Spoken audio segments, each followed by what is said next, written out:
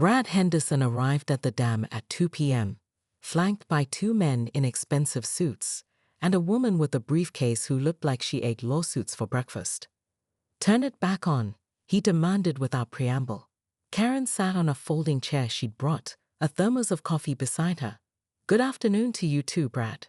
The injunction will be here within the hour. You're going to be in contempt of court." "Actually, I'm not." Karen pulled out her own documents. "I filed for an emergency water rights hearing this morning. Until that's resolved, I'm within my legal rights to control the flow."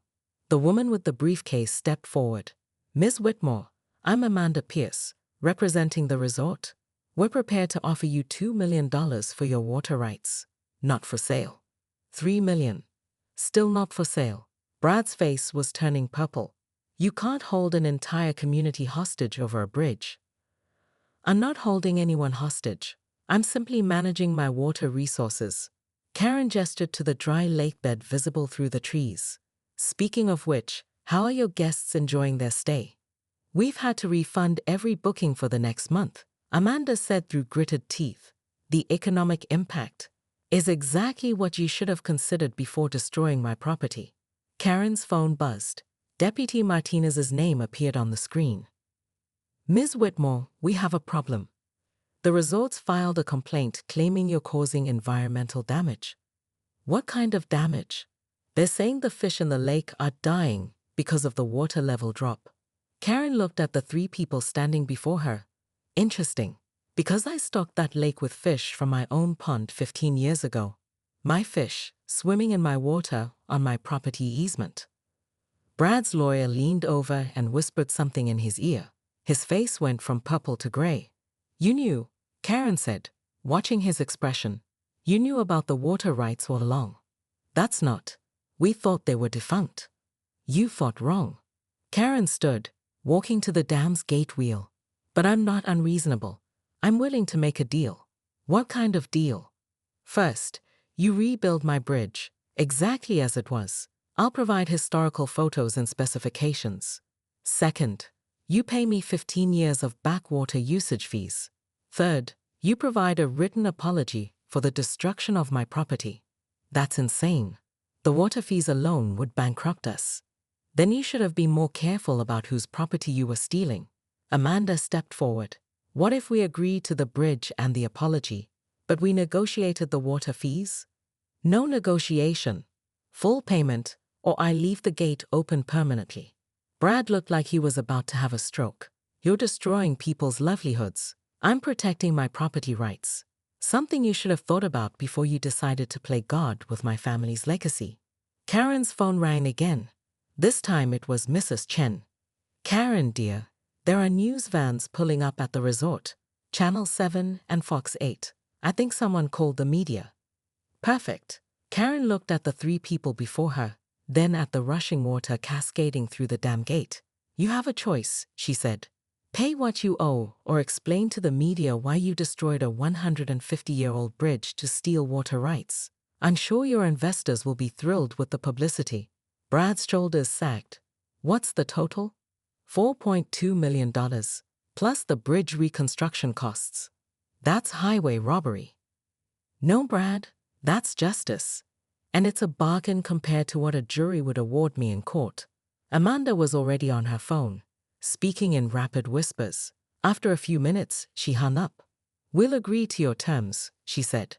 "But we need a payment plan." "No payment plan. Cashier's check, full amount, by 5 p.m. tomorrow, or the gate stays open." Karen packed up her chair and thermos. "Oh, and Brad, next time you want to steal someone's property, make sure you actually own what you're stealing." As she walked back to her car, she could hear Brad shouting into his phone about emergency board meetings and liquidity crisis. Her phone buzzed with a text from an unknown number. "This isn't over. You've made some powerful enemies today." Karen smiled and typed back, "Good, I was getting bored anyway." She drove home, leaving the gate wide open.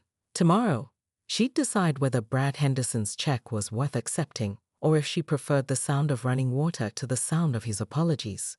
Either way, nobody would ever again mistake her for someone who could be pushed around. The bridge would be rebuilt. The water would flow where it belonged, and Karen Whitmore would sleep very well tonight.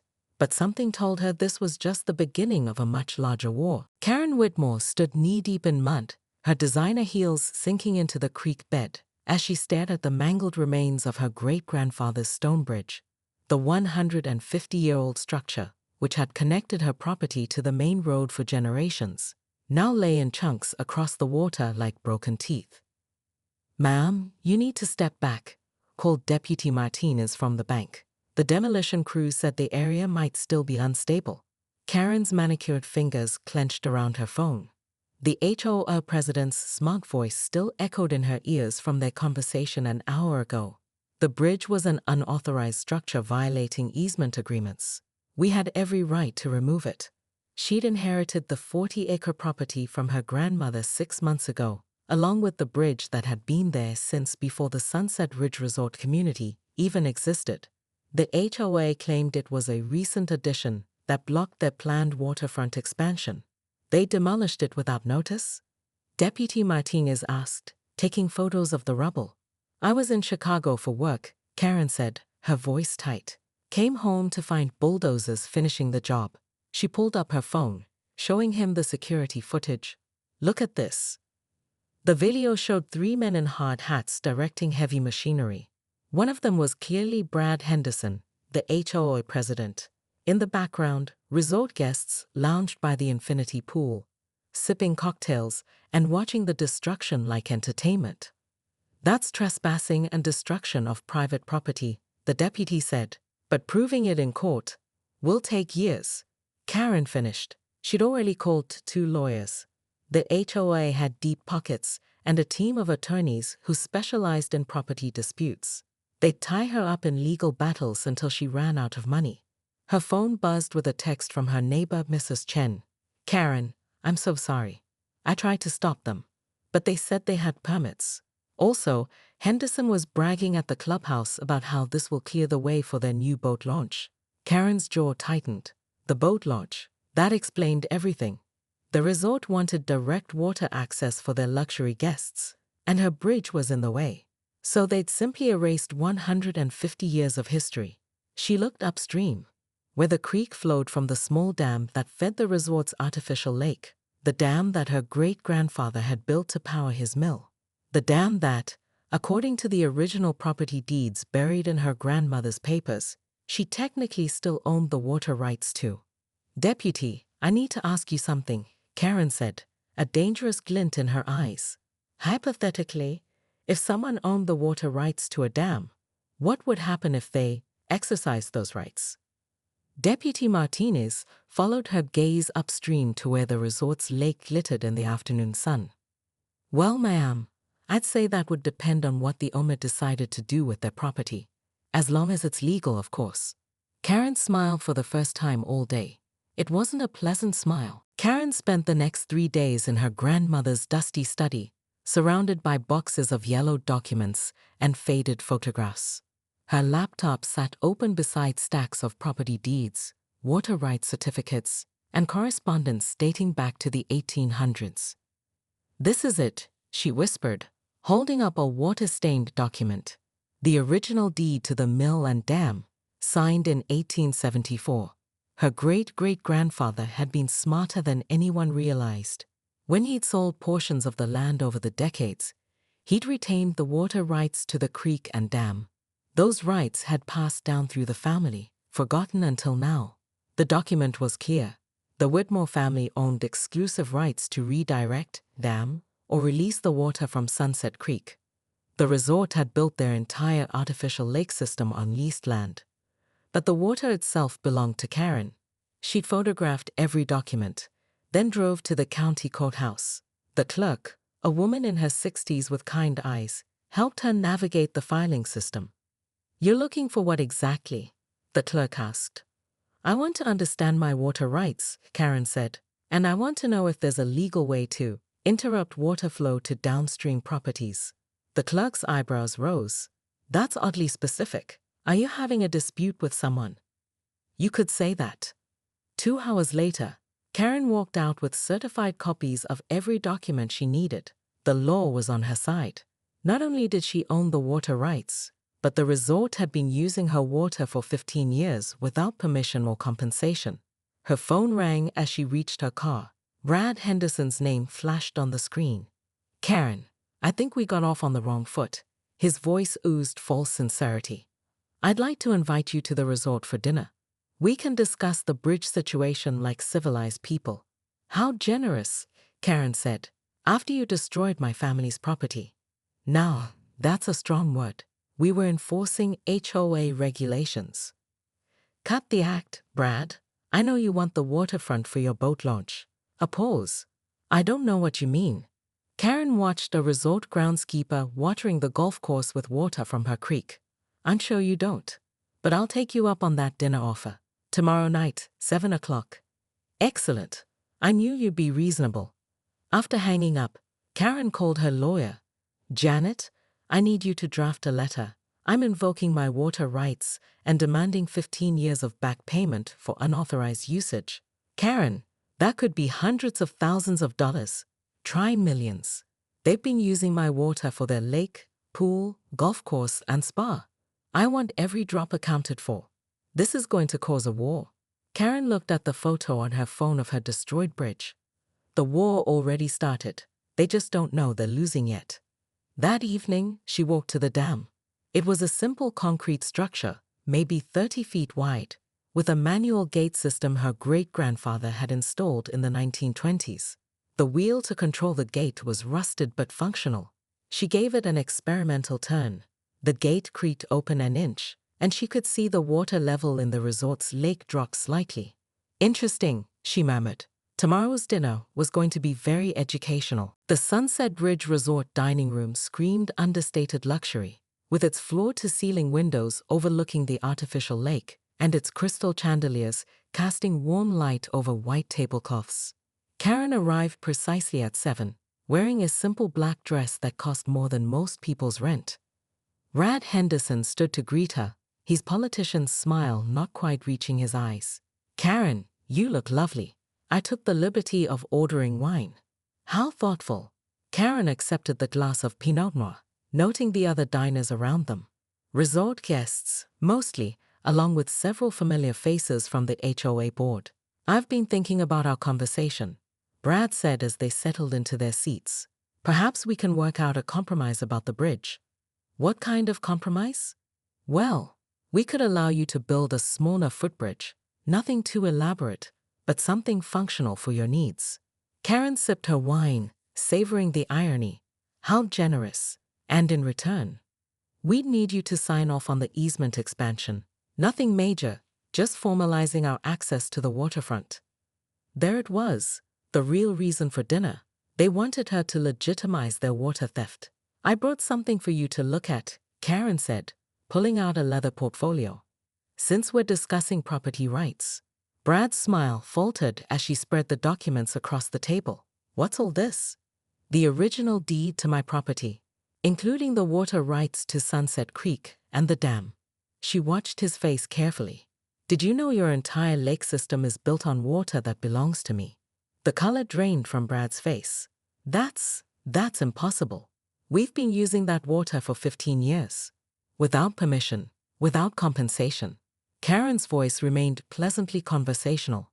According to my calculations, you owe me approximately $1.2 million in usage fees. You can't be serious. Oh, I'm very serious. My lawyer filed the papers this afternoon. Karen pulled out her phone, showing him the legal notice. You have 30 days to begin payment negotiations, or I exercise my right to redirect the water. Brad's hand trembled as he reached for his wine glass. Karen, let's be reasonable. This resort employs 200 people. It's the economic heart of this community. Should have thought of that before you destroyed my bridge. We can rebuild the bridge, exactly as it was. Karen leaned back in her chair. No, Brad, you can't. Because you destroyed something irreplaceable. That stone came from my great-grandfather's quarry. The mortar was made from local clay. The craftsmanship is gone forever. The waiter appeared to take their orders, but Brad waved him away. Give us a few minutes. You know what's funny? Karen continued. I wasn't even attached to that bridge. I was planning to modernize it anyway.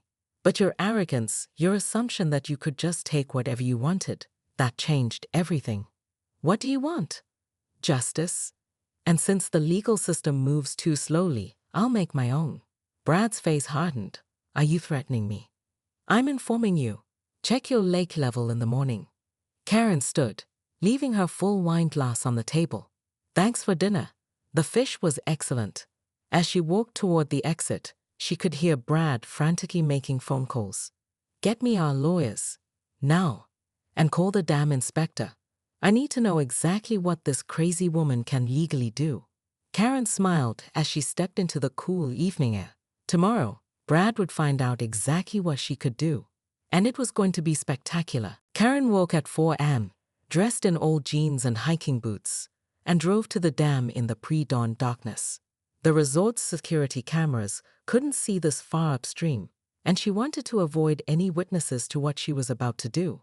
The gate wheel was easier to turn than she'd expected.